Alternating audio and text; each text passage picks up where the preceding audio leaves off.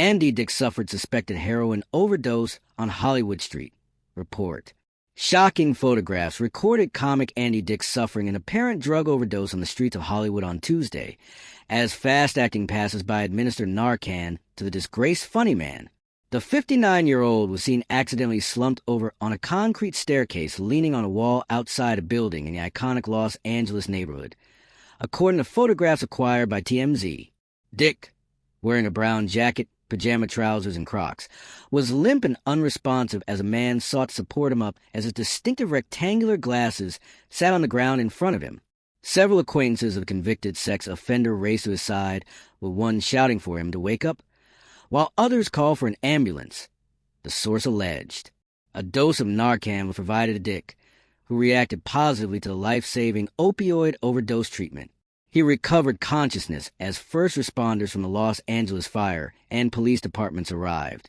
Dick, born Andrew Tomlinson, declined additional treatment or transportation to a hospital, TMZ claimed, citing an LAFD spokesperson. The Ben Stiller show alum assured the site he was alive and okay, but didn't elaborate further. Dick has encountered major legal issues in recent years. He was convicted of sexual violence in November 2022 for groping an Uber driver's crotchback in April 2018. He was sentenced to 90 days in prison and required to register as a sex offender. Dick was arrested less than 2 months later for public intoxication and failed to register as a sex offender. The former news radio star's most recent run-in with the law came after he was arrested for felony sexual battery in May 2022 after a man named JJ accused Dick of groping him in his sleep. The accusations were withdrawn when the claimed victim ceased cooperating in the case. Andy Dick's alleged overdose on a Hollywood street is considerably more than a headline about another troubled celebrity.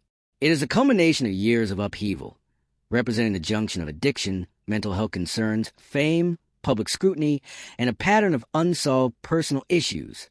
This encounter, caught by cameras, uploaded by TMZ, and circulated extensively, exposes the unpleasant reality of a man whose professional triumphs have long been obscured by rising instability and destructive behavior. His collapse in a public location signifies both physical and mental vulnerability. It depicts how addiction pulls away the protecting layers of privacy, dignity, and control. While Narcan saved his life in this instance, the denial of additional medical treatment reveals a deeper issue. He may not be ready or willing to confront the gravity of his situation. This is a hallmark of addiction's grasp. Even after a near-death encounter, the disease distorts judgment and fosters cycles of denial. Yet this is not exclusively Andy Dick's burden to bear. His narrative highlights systemic shortcomings as well. The entertainment industry historically discards troubled artists, offering little long-term support for addiction or mental illness. The legal system, although penalizing damaging crimes, often fails to address the underlying conditions fueling recurring offenders.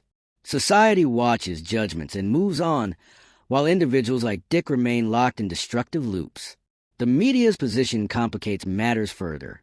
The propensity of outlets to broadcast photographs of a man unconscious on a street corner underscores the voyeuristic aspect of celebrity culture. Though such coverage promotes awareness about addiction, it also commodifies grief, reducing a complicated human battle to shock value. At the same time, Andy Dick's record includes convictions for sexual abuse and many arrests, confuses public reaction. Sympathy for his addiction may be tempered with irritation or hatred toward his damaging conduct. This contradiction is uncomfortable but genuine. Compassion for addiction does not erase wrongdoing, yet criticism alone does not address the core causes. Ultimately, this episode should serve as a tragic reminder of the silent fights many persons confront with substance usage. Whether famous or obscure, persons suffering from addiction often reach a point of breakdown only to refuse aid. It highlights how severely addiction may skew self-preservation instincts and how urgently society needs stronger methods for intervention, treatment, and long-term recovery support.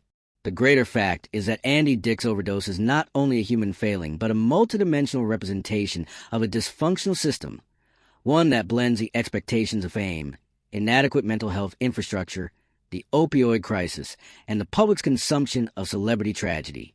If there is any positive angle, It resides in the life-saving power of prompt action displayed by the bystanders who provided Narcan. Their intervention avoided yet another celebrity overdose fatality. Whether Andy Dick chooses to get help moving forward remains questionable. But this episode should generate bigger questions about addiction, accountability, compassion, and the duty of society in aiding individuals who continuously fall through cracks, regardless of fame or infamy.